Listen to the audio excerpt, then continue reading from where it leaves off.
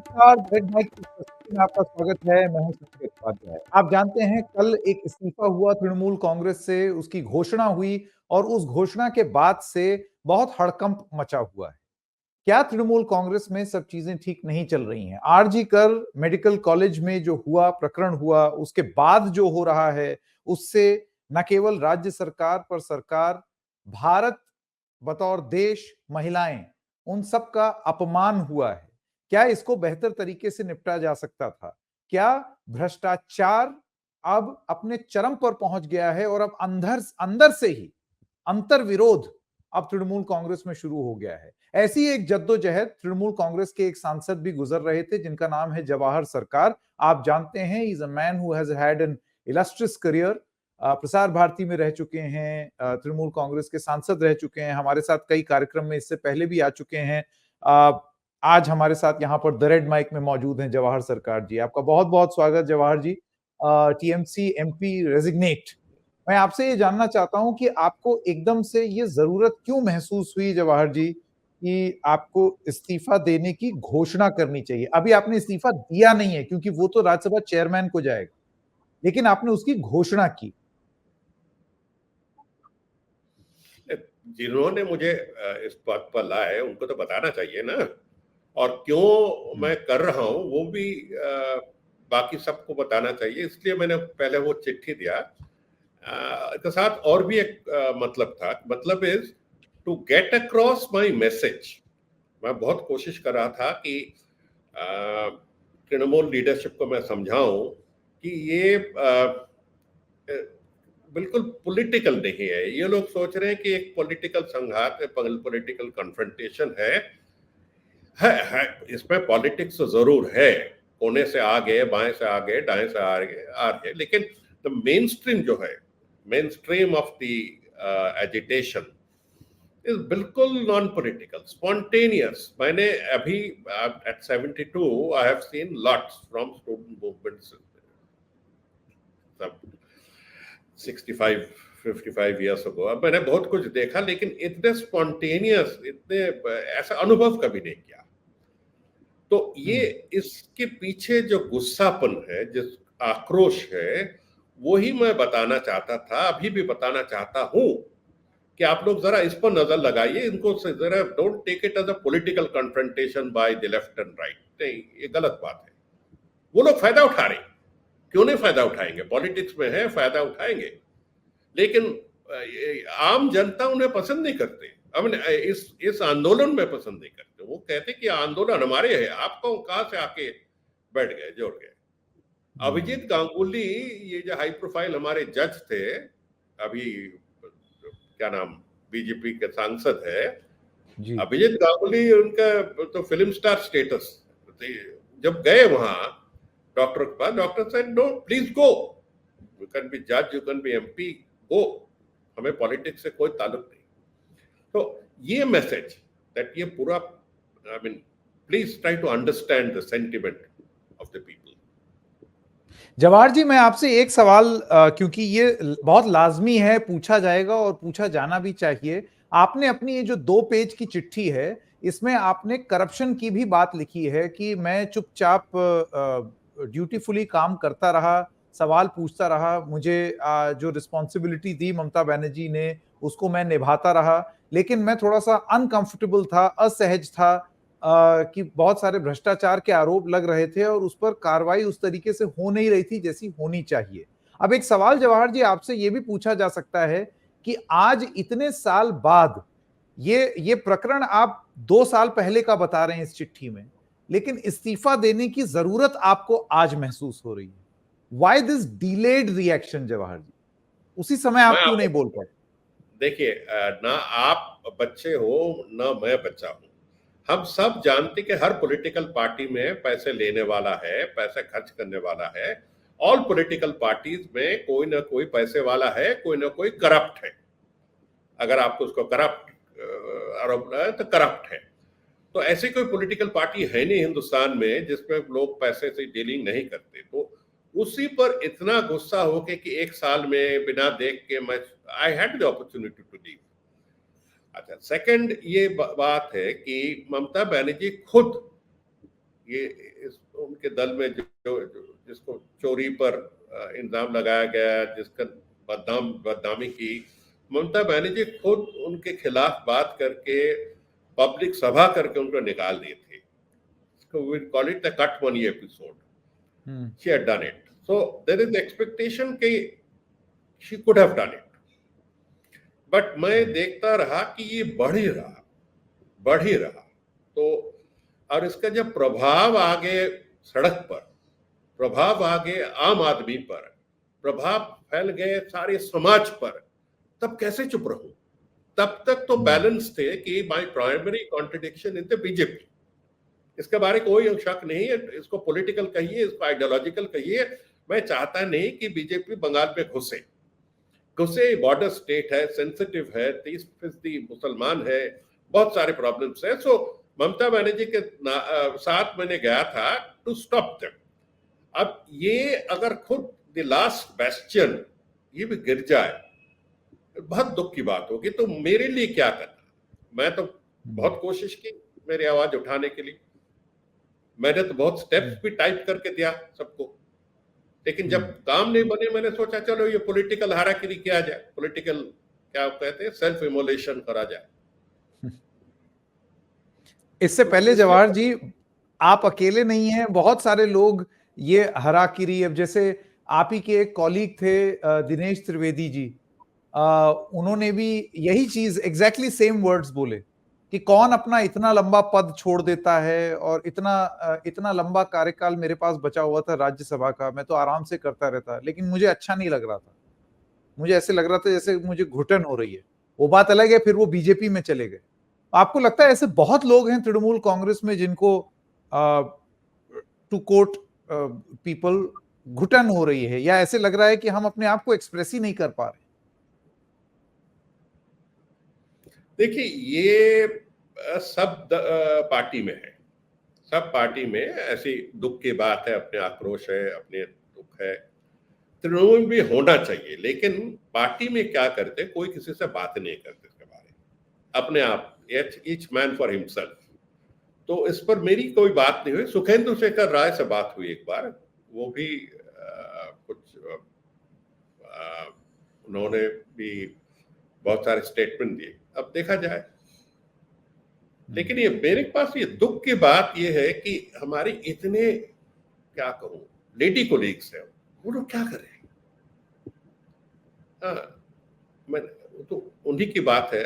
It is for them to decide, but I feel bad. I feel bad, that is all. Jawahar ji, एक बात मैं आपको कहूं. हाँ जी, बोलिए. कि Mamata Banerjee completely pro woman, इसके बारे में कोई शक नहीं. ये सिचुएशन ठीक से हैंडल नहीं कर रही, that is all right. But जहां प्रो वुमन की बात होती, ममता बनर्जी से ज्यादा प्रो वुमन कोई है नहीं. इसलिए और भी दुख, डबल दुख हो जाते, डबल दुख आते कि why can't she handle it, why can't with so many lady MPs, हम क्यों, why should the party go through such crisis. Jawahar ji, आप would you like to tell us the nature of this crisis जिसके बारे में आप जिक्र कर रहे हैं? क्योंकि देखिए, अब तो मामला सीबीआई के पास चला गया, लेकिन एक फितरत तृणमूल कांग्रेस की तरफ से या पश्चिम बंगाल सरकार में ये देखने को मिलनी शुरू हो गई थी कि जब भी कोई भी चीज हो जो पश्चिम बंगाल सरकार के खिलाफ हो या ममता बनर्जी के खिलाफ हो, तो एक बात कही जाने लगी थी कोलकाता में कि ये राम और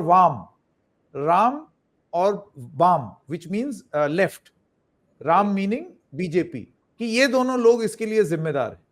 आपको लगता है ये बहुत ही डिसमिसिव तरीका है किसी भी चीज को डील करने का, कि सब चीज में ऑपोजिशन कंस्पिरेसी? मैंने तो लिखा ना चिट्ठी में, मैंने यही लिखा कि इट्स नॉट टोटली पॉलिटिकल. मैं इसमें थोड़ा बहुत पॉलिटिक्स तो है. देखिए, जब आप ऑपोजिशन पार्टी में रहते या कोई पार्टी में रहते, कोई फायदा मिले तो आप छोड़ना ठीक नहीं, ये कोशिश कर रहे हैं. लेकिन the bulk of the movement is not political. यही मेरा कहना है कि bulk of the movement completely non political, completely emotional. आप तो उसको उस हिसाब से देखिए, उस पर उसी प्रकार से आप इनके लिए इंतजाम कीजिए. That's it. That is my Jawahar major जी, डिफरेंस। तो आपका ये कहना है कि जितनी महिला एमपी हैं या महिला नेता हैं, उनको थोड़ी ज्यादा संवेदनशीलता दिखानी चाहिए थी बयानबाजी में। अब यहां तो हमने देखा कि ममता बनर्जी अपनी ही सरकार के खिलाफ आंदोलन करते हुए दिखी, रोड पर प्रोटेस्ट निकालते हुए दिखी। ऐसा क्या हुआ इस बार जो ममता बनर्जी हैंडल नहीं कर पाई इस सिचुएशन को? आपको लगता है जो कवर अप था वो और ज्यादा खतरनाक? देखिए, एक डॉक्टर कॉकस है, अब वो बाहर आ गए। कुछ डॉक्टर उनको ज्यादा प्रभावित किया, बस इससे ज्यादा नहीं कहूंगा कि कलकत्ता मैंने she lost out in the initial stage because उन्होंने डॉक्टर की बात ज्यादा मानी, आम जनता की बात नहीं मानी तब। अब नहीं, इस पे एजिटेशन थोड़ा भी इलैबोरेट डॉक्टर कर की। दें आप। हाँ, इसको थोड़ा इलैबोरेट कर दीजिए डॉक्टर्स के। यहां तो मैं समझ पा रहा हूं, चाहे वो डॉक्टर कुणाल घोष हों, चाहे और जितने डॉक्टर्स हों, सारे डॉक्टर्स ममता बनर्जी के खिलाफ हैं। सब लोग प्रोटेस्ट कर रहे हैं उनके खिलाफ। हाँ, एक क्या कहूँ, दुष्ट चक्र है, एक कॉकस है जो हमें पता नहीं था। मैं तो कलकत्ता दिल्ली दिल्ली कलकत्ता करता रहता हूँ, लेकिन बाद में सुना लोगों से कि एक कॉकस है जो डिटरमिन करते कि किसको कहाँ पोस्टिंग मिले, क्या करे कौन। ये this group has influenced the chief minister too much. ये दुख की बात है। तो इनके काउंटर के लिए मैंने बाहर आ गया। मैंने कहा कि देखिए, हाल इतने बुरे हैं कि मुझे बाहर आना पड़ा। अब देखा जाए whether कुछ इस पर कोई असर पड़े कि नहीं। जवाहर जी, इससे पहले, अब ये तो एक आरजी कर का हादसा है जो आपके लिए, जिसे कहते हैं ना, एक टिपिंग पॉइंट, टर्निंग पॉइंट हो गया, जिसके बाद आपने इस्तीफा देने की घोषणा की है। लेकिन आप ये कह रहे हैं कि आप बहुत टाइम से महसूस कर रहे थे और इंटरनल पार्टी फोरम में आप कोशिश भी कर रहे थे ये चीज उजागर करने की, और वो उसमें कुछ विजिबल चेंज होता हुआ दिखाई नहीं दे रहा था। तो ऐसा क्या हो रहा था करप्शन के फ्रंट पर पश्चिम बंगाल में? ऐसा क्या हो रहा था? देखिए, बहुत लोग मैंने ये भी लिखा कि और स्टेट में भी, अन्य राज्य में भी करप्शन है, लेकिन बंगाल में सेंसिटिविटी ज्यादा है। देयर आर स्टेट जहां वो मान ही लेते कि हर एमएलए, हर एमपी, हर काउंसिलर सब करप्ट है। यहाँ ये फिनोमिनन जो है ये नए नए है। ये इतने मैंने देखा था corruption in the last stage of the left front regime. बहुत दुख हुई कि लेफ्ट पार्टी जितने गुंडे सपोर्ट कर रहे, जो दादागिरी कर रहे, जो चारों तरफ डकैती कर रहे हैं, इनके सपोर्ट कर रहे हैं। अब वही फेज लग रहा कि बंगाल में फिर दोबारा आ गई। जो the people who are not correct are now more influential, and he has to take steps because अगर इस मुद्दे पर स्टेप्स नहीं लिया ना, नहीं लिए तो क्या होगा, हार जाएंगे। आज नहीं, you can have a corrupt group and still carry on for 5-7 साल, बट आज नहीं तो कल आके वह होगा। नहीं, मैं तो ये समझना चाहता हूं जवाहर जी, ऐसी क्या स्थिति आ गई कि आप ये सारी चीजें इंटरनली डिस्कस नहीं कर रहे थे, या कर रहे थे तो वो सुन नहीं रही थी, या इस पर कोई सुध नहीं ले रहा था? और अगर ये चीज इतनी ऑब्वियस है तो क्या ये ममता बनर्जी को दिखाई नहीं दे रही थी कि उनकी नाक के नीचे करप्शन हो रहा है? जैसे मैं अगर आपको अपना एक एग्जाम्पल दूं, एक प्रकरण आपके साथ बताना चाहता हूं। 2021 में विधानसभा इलेक्शन में नंदीग्राम गया, और वहां पर लोकल्स का ये कहना था कि लेफ्ट के टाइम का करप्शन ये था कि अगर आपने घूस दे दी तो वो एक स्लिप पकड़ा देते थे कि आपका घूस आ गया, और फिर अगर कोई और मांगने आया तो आप वो पर्चा दिखा दो तो हो जाता था। उनका ये कहना है तृणमूल कांग्रेस में हर आदमी मांगता है अलग अलग लेवल पर। वो इंस्टीट्यूशनलाइज नहीं है करप्शन, जैसा लेफ्ट में हो गया था। ये एक दुकानदार ने मुझे बताया था। हो सकता है मैंने, ये जो आप कह रहे हैं ये सही हो सकता है, बट जो भी हो, किसी तरीका से भी हो, किसी प्रकार से भी हो, करप्शन को एक स्टेज पर रोकना चाहिए। That's all, and this is a wake up call. मैं चाहता नहीं कि तृणमूल भाग जाए, तृणमूल हार जाए, मैं कभी नहीं चाहता हूं। मैं चाहता हूं कि जो डेमोक्रेटिक फोर्सेस है, जो सेकुलर फोर्सेस है, वो जीतते रहे बंगाल में। तो ये मेरे लिए दुख की बात है। It's not a question of enjoyment, कोई इसमें कोई पब्लिसिटी की बात नहीं। मैंने अभी तक कोई मेन स्ट्रीम से इनसे दिया ही नहीं ना इंटरव्यू अभी तक। वो तो मैं जानता हूं। तो your opinion is very clear on media. I have to be. You see, what does it matter if I'm in politics or not politics? So I'm what I am. That's all. I've been tactless in government. I've got this tactless tag in government. जाने दो, ठीक है, ठीक है। मैं जो हूँ सो तो हूँ, बस that's all. At 72, you don't expect me to go and change, यार। अभी तो डिपार्चर लॉन्च की तरफ जा रहा हूँ, थोड़ी। तो अगर स्टेट का कुछ बन जाए, बस that's all. I have made it very clear. पर जवाहर जी, एक ये सवाल पूछा जा सकता है ना कि देखिए, जब इंसान नेता बन जाता है, एमपी बन जाता है, तब उनको सत्ता सुख की एक आदत पड़ जाती है, और उसके चलते जब उनको दिखता है कि अब यहां दाल नहीं गिल रही, तो वो अक्सर a hunt for greener pasture begins. तो हमने कई बार ऐसे तृणमूल कांग्रेस के बहुत सारे नेताओं को देखा है कि वो घूम के बीजेपी चले गए। जवाहर सरकार अपने भविष्य के बारे में क्या कहेंगे आफ्टर दिस जो रेजिग्नेशन? भी हो, मैं बीजेपी में जाऊंगा नहीं, कभी बीजेपी से लड़ाई करूंगा, ये तो सबके सामने मैं वादा करता हूं। दूसरी बात है कि पॉलिटिक्स से जितने दूर संभव मैं अपने डिस्टेंस रखूंगा। पॉलिटिक्स में 3 साल मैंने रहा। मैंने अंदर घुस के एंडोस्कोपी किया, कोलोनोस्कोपी भी किया। जो समझना था समझ लिया, बस। ये जो ज्ञान कहे, नॉलेज कहे, इसको मैं इस्तेमाल करूंगा in trying to understand, interpret. ये काफी है, 3 साल से ज्यादा किसी को, nobody needs more than 3 years. I'll remain part of, I have been on the part of civil society, I've been part of, so I'll remain, I'll be an activist, I'll be a thorn on people's side, don't worry. I'll continue to write. Jawahar जी, मुझे ये बताइए, 3 साल में क्या मैं ये मानूं कि जवाहर सरकार का मोह भंग हो गया राजनीति से? 3 ही साल में? यहाँ पॉलिटिशियंस मरते दम तक राजनीति करते हैं। पॉलिटिशियंस का बस चले, वो अपनी आफ्टर लाइफ में भी पॉलिटिक्स करें। नहीं, सुनिए, मैंने जब 22 साल 23 साल में जब आईएएस में घुसा, तब से मैं लाल बत्ती और सलाम सलूट देखा। फिर छोड़ने का बाद ये जब कंप्लीटली एक क्या कहूं, नाटक थे, वो भी समझा मैंने। तो जो सोचते कि लाल बत्ती या नील बत्ती और सात सलूट और जी हुजूर जिंदगी भर के लिए है, वो अपने ख्वाब देख रहे बस। तो जब तक हम, जितने जल्दी हम मान ले रियलिटी को, अब दोनों साइड के लिए अच्छा। तो it's not that, it's never been a big issue. मैंने कभी टुवर्ड्स मेनी स्टेजेस मैंने कभी लाल बत्ती भी इस्तेमाल नहीं किया। तो लोग मुंह नहीं खोलते ना अगर आप लाल बत्ती लगाते। तो वी हैव, आपको ममता बनर्जी ने कहा है, कंटिन्यू टू व्हाट सर?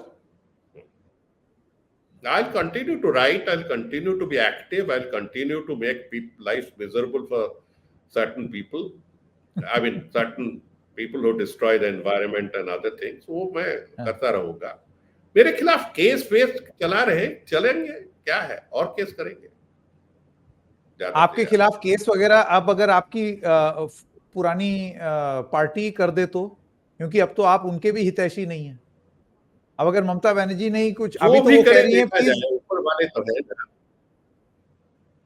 अच्छा, ऊपर वाले का सहारा। जो भी करे देखा जाए। देखिए, ऊपर वाले पर मैं विश्वास करता हूँ। I am not a atheist, मैं विश्वास करता हूँ। तो क्योंकि ममता बनर्जी ने आपको कहा है रिकंसिडर योर डिसीजन, तो आप रिकंसिडर क्यों नहीं कर रहे हैं? रिकंसिडर संभव नहीं।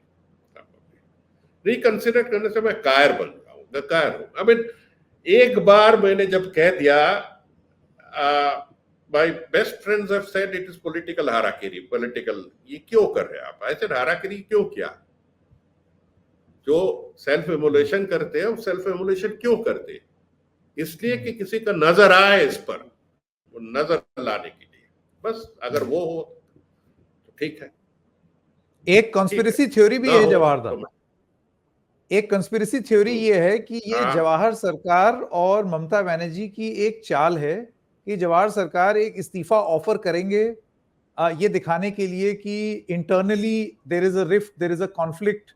उसके बाद ममता बनर्जी कहेंगी प्लीज रिकंसिडर, और 5-10 दिन के इस ड्रामा के बाद जवाहर सरकार कहेंगे कि ठीक है, मैं देख रहा हूं कि मेरे बोले हुए पे कुछ एक्शन हो रहा है, तो मैं अपना फैसला वापस लेता हूं। And West Bengal government looks better in the eyes of the people.